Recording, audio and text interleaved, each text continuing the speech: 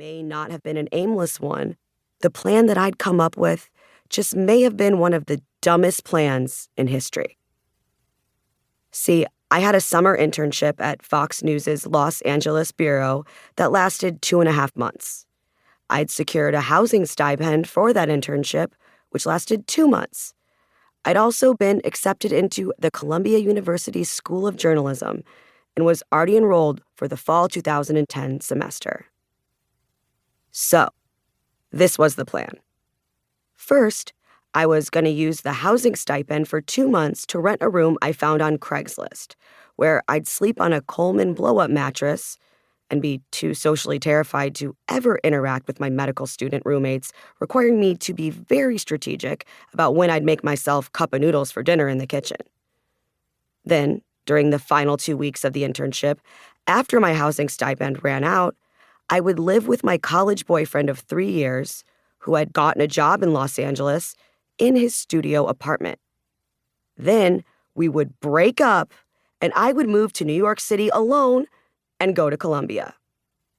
Yeah, we planned to live together for exactly 2 weeks ahead of a planned breakup, and then I would leave straight from that apartment and move to the other side of the country by myself. I'm sure I'm not spoiling anything when I tell you that things didn't work out that way. The plan was really stupid, so I'm sure you already figured that out on your own.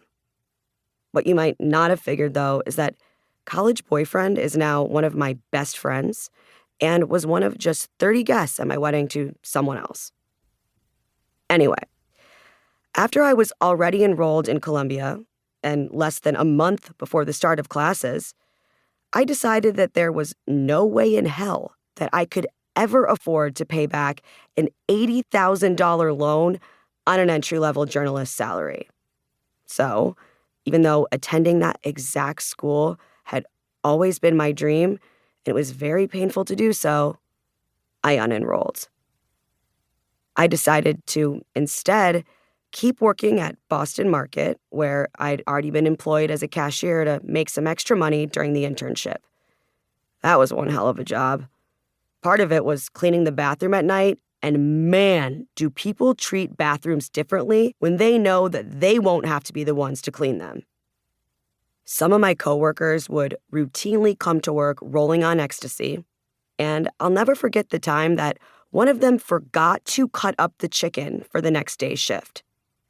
I had to spend the entire next day explaining that although I was aware that this is Boston Market, we did not have any chicken. Might I interest you in some meatloaf or turkey instead? To be fair, some of those guys were also very fun to play beer pong with and equally kind about letting me stay on their couch when I needed to. Still, I started looking for higher paying work as a waitress, as well as another internship where I could keep learning broadcasting skills when the Fox one was over.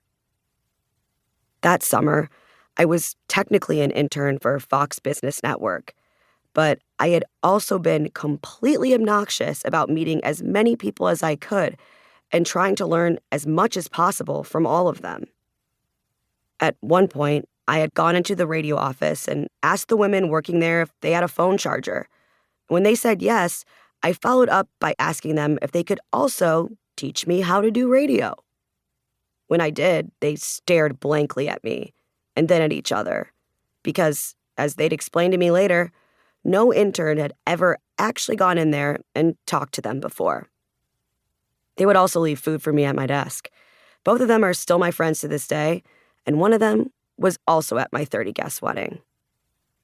Anyway, I'd made it awkward, but it paid off. They helped me out and got me an internship at KFI Radio in Burbank, which would eventually lead to my first real broadcasting job as a traffic producer and reporter. Throughout all of this, I was still living with the boyfriend. We had even graduated from sharing a pool raft that would deflate throughout the night to a real bed that he had bought. Sure, we were fighting a lot. The space was small, and I was feeling really alone, and he was feeling the pressure of being my entire support system.